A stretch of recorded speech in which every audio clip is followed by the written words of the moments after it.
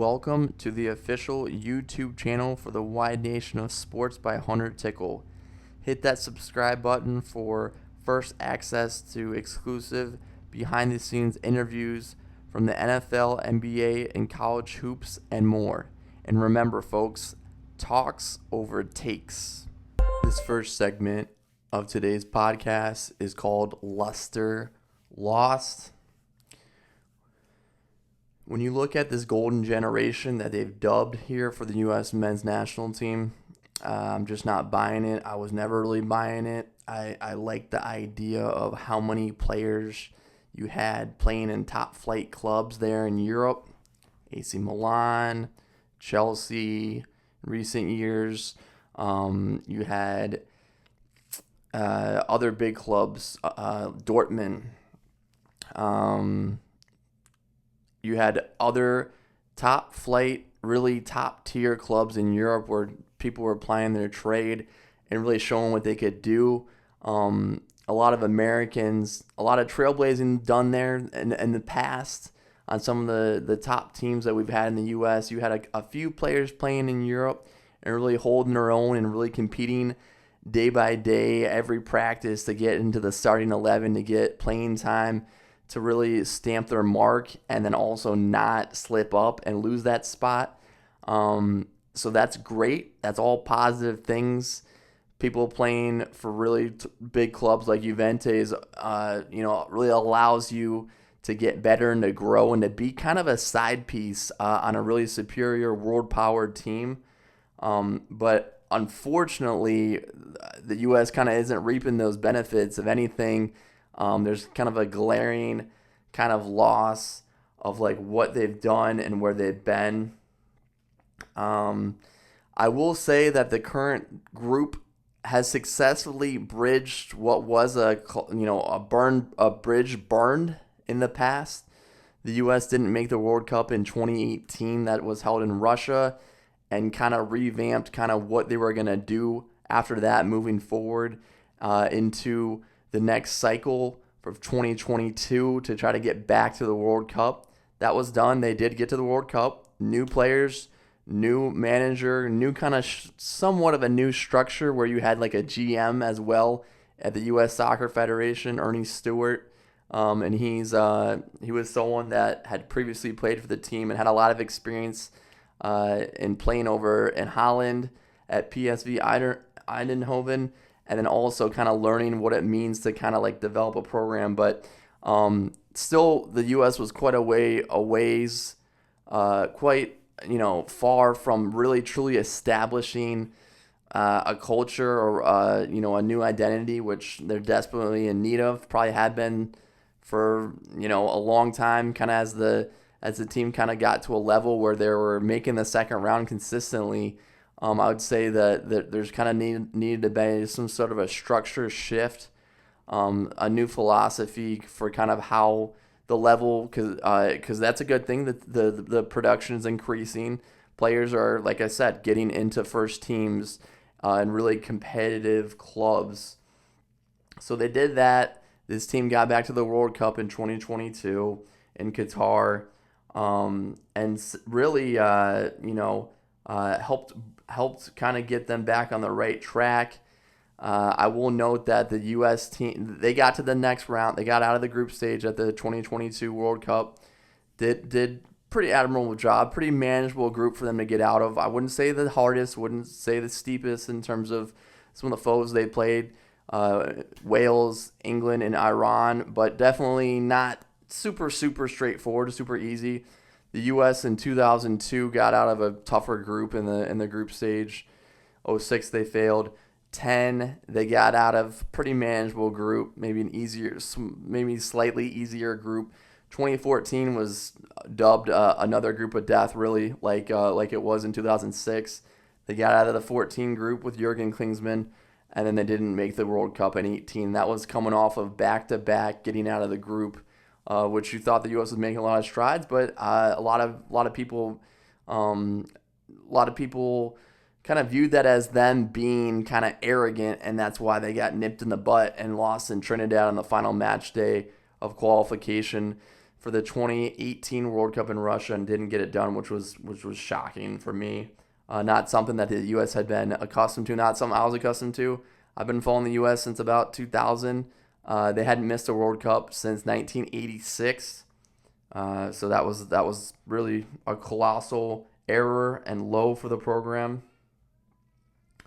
The new manager they brought in after that debacle was Coach Gregg Berhalter. He was a former left back for the U.S. in the 2002 World Cup. He also made the 2006 World Cup, but didn't play at all. He did start and play really crucial roles in their win over Mexico in the round of 16, and he also started against Germany. Both games where the U.S. played really well and were really doing really unprecedented waters, uncharted waters in terms of what they were doing at that World Cup compared to recent, I guess you could say of all time at any World Cup they've played in. So with kind of the shiny new toys Coach Gregg Berhalter got from the golden generation here for 22, they were able to get out of that group. They were able to kind of squeeze through there, and there was a lot of controversy surrounding Gregg Berhalter with some off-the-field stuff I don't really want to go into. I'm more into this for the football. And with all that said, there was kind of a debate, do you let him kind of continue to manage? It kind of reminded me of when Bob Bradley got the U.S. out of the group in the 2010 World Cup in South Africa, and they got beat pretty, they were handily kind of beaten in terms of what Ghana did to them in the round of 16 at that World Cup. I didn't really think it was much of a game, and it was kind of glaring how much Ghana was ahead of them in terms of athleticism and tactics and technically as well. But I digress. So that happened. Berhalter was renewed. His contract did expire. They let it expire, but they did renew it. And so that brings us to this present moment here in June. We're now in July now. The Copa America. This is kind of the spot where the U.S. has the ultimate chance to really show what they got, kind of flex their muscles, fine-tune some things, and get back into the swing of things like they did as a runner-up there after as a round of 16 team that they did in the last World Cup in Qatar. Well, that wasn't the case. You look at the performances here that the U.S. had at Copa America, which was the South American tournament hosted by the U.S. It was a chance for Mexico, Canada, and the U.S. to really kind of get things flowing and get some competitive juices going, as they are not in qualification. They are automatically going to be a triad, be three hosts of the World Cup in 2026. And it was a blown chance. Blatantly, the red, white, and blue, they dropped 2 or 3 matches, bowed out of the competition in the group stage, which I don't think anyone saw coming, considering they were grouped with Panama, Bolivia, and Uruguay. Uruguay was clearly the class of that group, and the U.S. as a host was kind of handed in a cupcake group, and they still couldn't get it done. Bolivia was not up to snuff in terms of what they brought and their team. U.S. beat them 2-0, and they fell 2-1 to Panama after, obviously, that Tim Weah punch to the back of the guy's head, sucker punch, and that brought him down a man. Still were able to go up 1-0 after that, but then conceded 2 detrimental goals to the Panamanian side, and Panama was able to get it done in the final group game. And once again, the U.S. lost to Uruguay in the final group game. They went 1-2. They won 1 game. They lost 2 matches here at Copa, and now you find them done, and the list of competitive matches still ahead for them is 0. They're going to get chances to have friendlies. Who knows where they're going to be, but in terms of the quality that they're going to play in a tournament setting, it's over until the 2026 World Cup. It's zilch. They won't be playing, like I said, any competitive matches until the 2026 World Cup, and this is worst case scenario. It's official. Folks, the golden generation, which at times, in my opinion, looks spoon-fed, it looks toothless, and it looks unwilling to show grit of the former national U.S. squads that bore the that bore the U.S. national team crest on their chest. That this one just doesn't have it. Their tarnish is on them. They're no longer the golden generation. They're the sunken generation. They also need to kind of bounce back now and look forward to the 2026 World Cup. I'm sure there's going to be wholesale changes coming from the staff. We'll go into a list of who I got coming potentially to the U.S. to coach them for the World Cup. I'll get into more on that later. But the U.S. players, I think, are actually more at fault in all of this than the coach. I do think the players fumbled this one away. And, I mean, 3 goals. 3 goals. 2 against Bolivia, 1 against Panama in 3 matches on home soil. Unacceptable. The fact that they lost to Panama on home soil, which also happened in the, I believe, the Nations League. I believe it was a B team on penalty kicks. Still really unbelievable. I remember when the U.S. wasn't losing to anyone on home soil, and there's been a couple cycles now where Mexico, Panama have come to the U.S. and handed them a defeat, and that's how you miss out on the World Cup. That happened in 2018. The U.S. lost at home to Mexico. You just can't lose those matches at home in front of your home fans. That's exactly what happened at Arrowhead Stadium in Kansas City on Monday, and it's really detrimental to the progress for this group, this contingent, this pool of players, the coaching staff. They really needed to get more reps in here and get some knockout stage games, more pressure on them. But I guess at this point, if they'd gotten through this group, maybe they're just one and done in the winner or go home elimination games, kind of like they were handled pretty easily by Holland at the 2022 World Cup. I do want to note here that the U.S., as I said, had 1 goal per game here in this tournament, and you look at the World Cup, the team wasn't overly explosive there either. They didn't create, they've created a lot of chances at that World Cup, not at this one, not at this Copa, and then they also only scored, I believe it was 3 times at the 2022 World Cup. And that's not a lot. That's not enough. Yep, I just looked it up. 3 goals in 4 games for the U.S. national team in Qatar. It's obvious that the striker pool was a little bit lacking right now for them, and I kind of went into that in my last podcast. They need have a lot more hold-up play. But yeah, they're not getting the production. They're getting some goal scoring.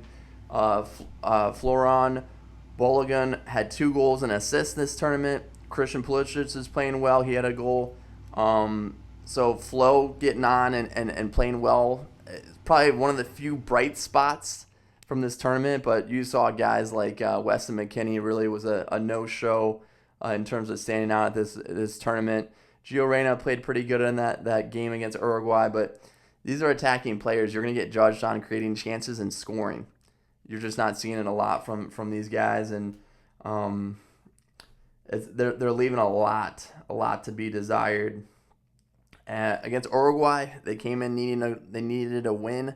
They came out attacking and weren't overly dangerous, overly threatening there in the final third, the attacking third, and you look at it now, they were shut out. To get shut out in a must-win situation is got to feel pretty disheartening.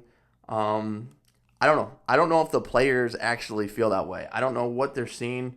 Christian Pulisic was very mad at the officiating. He's still talking about that. He said that wasn't the reason why they lost and why they were eliminated and ousted at Copa America. But let's talk about that. Can we focus on what is happening at hand? Can we not focus on what sour grapes you have about the officials?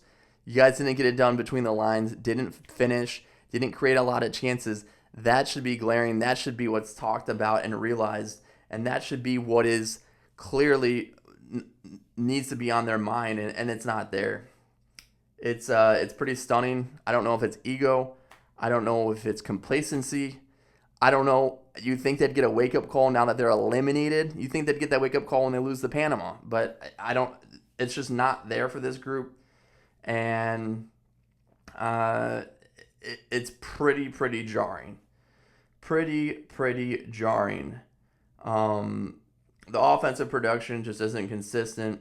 A lot of these players look like they're too cool for school. Even after the first game when they beat Bolivia 2-0, and you thought that was a decent performance, but all three games left a lot to be desired. They left a lot of crumbs on the table, literally crumbs. They don't want to get down and dirty and make sure they get it all done. Be detail oriented, have the tactics, move the ball through the middle of the park. There's a lot of things that they need to be doing better. The defending was great. Awesome. Gregg Berhalter, as I said, was a left back, so I expected them to be pretty compact in the back. And in a group like this, it's about finishing, because that's ultimately the hardest skill, and that's going to put them through. That would have put them through the next round. And you look at some of the ways that they finish these games in terms of getting shots on goal. They just it wasn't there. It wasn't the B, and that's got to be the glaring omission from their game. That's what they're devoid of, and that's got to be that's got to be what they talk about and discuss. That even after the Bolivia game, as I said, you could feel it, like trying to be positive, frame it the right way, show that they're fine. There was really no wake up call.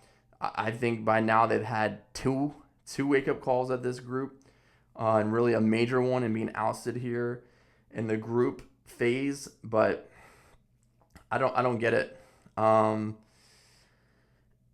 lot of these players are getting tested at high caliber clubs, but I also think a lot of them aren't in leadership roles in terms of what they do on the pitch, their side roles, their side pieces, and they're also not leading. They're not leaders of men. They're not going to be people who are going to get down and dirty, and I don't think they've actually come from a hard trajectory. Somewhere along the line, they thought they were good. They coasted through on that, and they're continuing to use their skill, their raw talent skill, but they're just not leaders. They're not accountable. They're not admitting when they need to be better. And I don't know about you guys, but I'll end this segment on this. I would be livid if I was on that squad to waste that much talent. 2 home games in the United States of America, 2 losses in 3 games. There is no fire.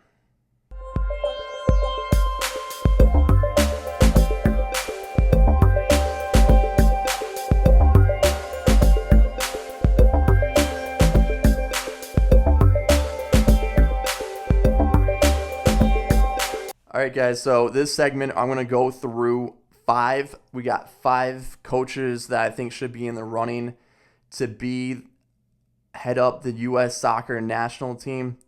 Now, when I say these 5, it's kind of taken with a grain of salt here. So I'm not going to give you 5 foreign names, or even I'm only going to give you 1 foreign name. I think it's been well documented, well stated. Even Jurgen Klinsmann kind of flirted with the U.S. a couple of times before he finally kind of got in there and took over the squad. And he did well. He got them to the semifinals of Copa America, which was winning 1 knockout stage game at that tournament. And obviously they went on to not make the 2018 World Cup, but they did that. And in 2014, they got out of a tough group at the World Cup. They eliminated Portugal in the group.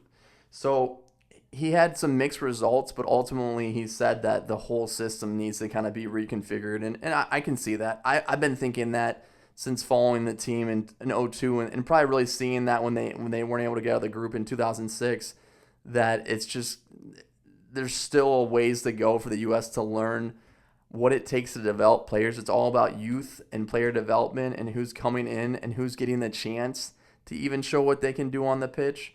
And that's for another topic. I could go all day on that. But I do know that bringing in a new coach for Gregg Berhalter, which I do think is going to happen, is really going to be more of a Band-Aid than it is going to be like a revolutionary switch, and this coach is going to be here for the next 2 cycles. I don't think that that's going to happen. I remember coaches like Gus Hiddink, who is from, I believe, Holland, and he used to go on to coach in certain national teams for just a World Cup, just maybe 1 cycle, or maybe even towards the end of the qualification cycle, and then bring that country to, as a foreign-born coach, bring them glory at the World Cup. Specifically in 2002, he did that with South Korea when they were a co-host with Japan, and they went all the way to the semifinals. I could see something like that happening, but again, I don't think some foreign based coach, a foreign based coach coming in is going to reinvent the wheel. I think it's going to be kind of get the most out of these players who are very talented. I will give them that. They are very, very getting a lot of experience in Europe. But I do think that, there's a lot that needs to be kind of switched and changed. It's not going to be quick. It's not going to be 1 or 2 cycles, 3, 4. As much as America wants the U.S. to be really strong and be a team that can compete with the world's best, they're just not there. And it's going to take time. It's the world's game. It's the beautiful game. And the U.S. Is still really, in a lot of ways, not that far from its infancy of competing there. The farthest they've gotten was 2002. You got the poster behind me with the roster of 23 players at that World Cup. The U.S. got to the quarterfinal round after beating Mexico in the round of 16, and that was the deepest they've gotten in the modern game. It's pretty remarkable, but I will say that it was a flash in the pan, and they haven't gotten back to that stage.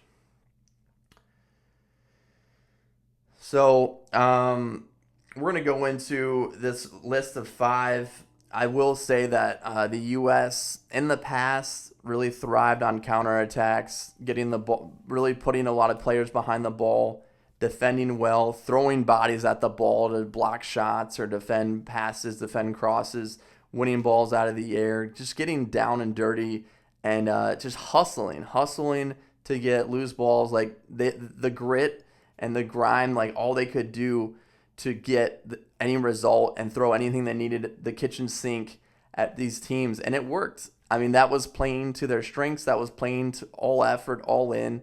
That's kind of what this side needs to have, even though they think they have the possession-based players and players that can thrive because of where they play and who they play with. I think you almost have to get back to counterattacking football after what we saw here at Copa America. And it can be a little bit of it would be a huge adjustment, colossal adjustment. And I do think that it would be sort of like a breaking down egos and realizing that, hey, if we're going to get any kind of success at the World Cup, they need to be accountable and step up and know that, we're probably going to have to play different styles than they get to play with their clubs in Europe. The U.S. went to the quarterfinals playing that style. I remember Landon Donovan and Clint Dempsey challenging Brazil and going up 2-0 on them in the Confederations final. And then they lost that match, but that's the only way that they can play is to put numbers behind the ball and throw everything they can at defending their goal. Another thing I will note about that 0-2 team that went to the quarterfinals, they understood spacing. They understood that if you're alone on an island, target forwards, they need to hold the ball up and lay it off the players so they can keep possession to relieve some of the pressure that they're getting from defending from long periods of the game. They did not own the possession. They don't have the players to go toe-to-toe, even with a team like Mexico in the 2002 World Cup, even Germany, Portugal. A lot of it was kind of hitting fast, hitting on the break, and hitting with those counterattacks. And they had the skill. They had enough skill to score. Brian McBride, Josh Wolf, Landon Donovan, Clint Dempsey. Josie Altidore was a great hold-up forward who got a lot of things done for the team. And, it was effective. They had the skill and the confidence to put the ball, as Tommy Smith would say, with a Y, in the old onion bag. And so, yeah, the 0-2 World Cup, 10 and 14, they all got out of the group. And that was really, really impressive considering how hard they had to fight and scrap. And a lot of those guys, they just had that American attitude that they were going to, no matter what, conquer and destroy and be clutch when they got the chances and convert their chances. And it was just the American way, blue collar, fight for everything you got, fight for every inch, because they were understanding that was what it was going to take in order to be successful at the world's game. So as I said, every bit of skill came from DeMarcus Beasley, Landon Donovan, Deuce, Clint Dempsey, Josie Altidore, Brian McBride. You had the maestro in the middle in 2002, Claudio Reyna. He's the dad of Gio Reyna, who's now on the team. And that 05 team included Clint Mathis, Pablo Mastroeni, Eddie Pope, Tony Sane. You had the likes of Brian O'Brien, Frankie Hedrick, Eddie Lewis, Gregg Berhalter. I mean, those guys didn't come in with a ton of experience playing in Europe. They didn't have a ton of talent, but they made hay in Asia. They were clutch. And I just think it needs to be stated and just enforced that what was so strong about those guys is they weren't a highly talented bunch, but the puzzle meshed, and they got the U.S. into the deepest run that they've ever had in the planet's biggest stage, the biggest tournament in the world, the World Cup. So that's what we're looking for in terms of a coach getting the most out of those guys and what they can do.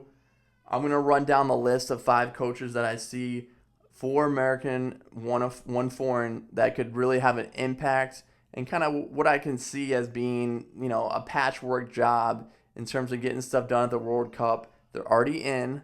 Last time that they tried to do a patchwork job to get Klinsmann gone, who was trying to do a second cycle, which I just still don't think you should ever do more than one cycle. And we've seen that with Bruce Arena, who inevitably was the one who replaced Jurgen Klinsmann. He couldn't get it done. They're in the World Cup. They just need a year or two and some time to develop some chemistry. I think there already is some chemistry, but I do think that there needs to be a coach that goes in and establishes that they don't have anything. Nothing's guaranteed. Nothing's owed to them, these players, and that they need to fight and scrap for everything, and that there needs to be a change of culture and more, not Joe Cool, but more of a Joe get down and get those elbows dirty.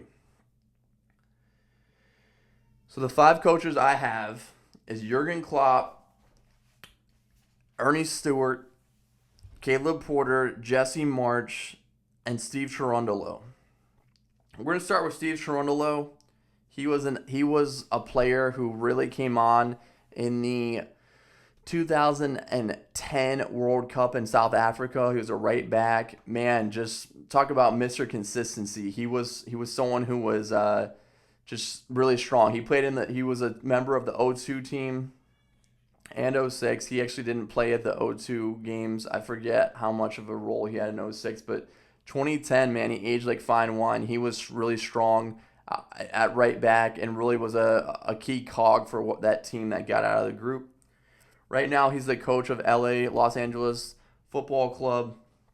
He's fluent in English and German. He spent his whole playing career in Hanover in Germany. He was a lifer there.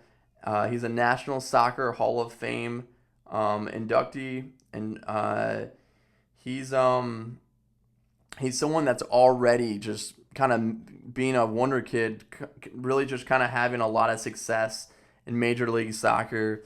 The team in 2022, when he first got there, won the Supporters Shield, and they won the MLS Cup. That had never been done in the first year by anyone.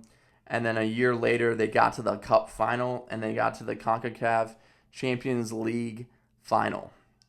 So already doing a lot, having a lot of impact. He was a captain for Hanover in the Bundesliga in Germany. Really got a lot done, and he's an up-and-coming coach. He's only in his second year at LAFC.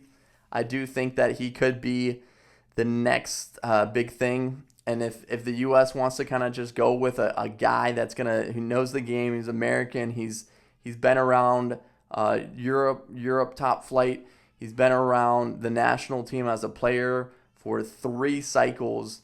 I think he's a player that they could really use, a coach that they could really kind of look up to, and he could kind of hold his own with his experience that he had.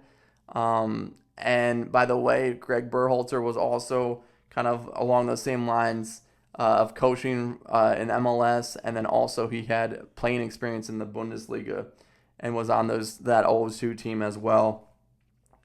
And then Going down the line, Jesse March, I don't know if that's realistic candidate. I do know that he would definitely have a good impact. I was kind of hoping, I was wishfully hoping that he would be the guy to replace Berhalter when they were talking about his job status, if he was going to be reappointed. Jesse has coached at Red Bull Leipzig, Red Bull Salzburg, and Leeds United. He was the first American coach to coach the Premier League. Really big deal. He played on that 98 the inaugural 98 Chicago Fire club in MLS, and they won a MLS Cup there. He was also an assistant to Bob Bradley in the 2010 World Cup, so obviously got a lot going for him. He didn't have a job. He was very quick transition from Leeds after he got sacked there to go to the Canada national team. And of course, Canada made the knockout stage. They, along with Mexico, Costa Rica, and Panama, finished with more points in the group stage than the U.S., which is incredible. I hate it. It's almost laughable and insane to say that. The only teams from CONCACAF that did go through, though, to the knockout stage, the final 8, was Panama, Canada. Mexico flamed out. Costa Rica was in a pretty tough group and almost got out. Again, I would say Costa Rica was in a tougher group than the U.S. I would also say that Canada was in a tougher group, and you could argue that Mexico was. So they all got more points than the U.S. In playing stiffer competition. And so that leads me to Ernie Stewart. He's the director of football at PSV Eindhoven. He's been at that club forever. I don't know if they would come back. He was the general manager, kind of helping make some of the decisions for hiring Gregg Berhalter at the U.S. I don't know if he would want to coach the U.S. That's kind of a stretch if you want to get back into that kind of role. But he has developed a lot of footballers there in Holland, and I think he would be someone that the U.S. would need to consider. Caleb Porter, he's the current coach of the New England Revolution. He had stops at most recently in Columbus Crew, and before that Portland Timbers. He's known for developing some really strong talent when he was coaching the college ranks at Akron, and he also was the U23 coach for a little bit. He's another name that I think has been floated for the job in recent years before Gregg Berhalter came into the role. But I do think he's probably not going to get the job, but he's someone that, he makes the short list. Jurgen Klopp. Okay, so this dude just did 10 years at Liverpool. Stud, great coach, sharp, knows his tactics. Before that, he was also coaching another strong European team. He's going to be someone who I don't know if he would want to come over and just do the whole, I'll come over and coach the U.S. just for the World Cup and get back into coaching that way after coming from Liverpool. Obviously, very, very, really different game in terms of coaching them versus coaching the U.S. Whole different systems, whole different setup. But that would really come down to, does the U.S. want to transition to a guy from Stuttgart, from Germany, who would bring in a whole different philosophy, a whole different bag, a whole different toolbox. I don't know if they're that desperate. I think it'd behoove them to go do something like that. I think that'd be a good move, and he could get the most out of his group and potentially take them out of the group, or maybe out of the round of 16 at the World Cup. But we'll just kind of see how that goes. As I said, Jurgen Klinsmann, stated that before he wanted to get on, was he wanted. It's all ultimately going to come down to how much Klopp can get, kind of who he wants on his staff, can get kind of more authority than what maybe some coaches are looking for, and truly be handed the keys to the car to be the next coach. All right, y'all, that's all I got. Please leave some comments here about maybe some coaches that need to be considered. What do you want to see? Do you think Gregg Berhalter should stay as the national team coach? Kind of hit me with those, and let me know what you think. Is it players? Is it coaches? Is that what needs to shift right now? And is there enough accountability right now on the U.S. men's national team players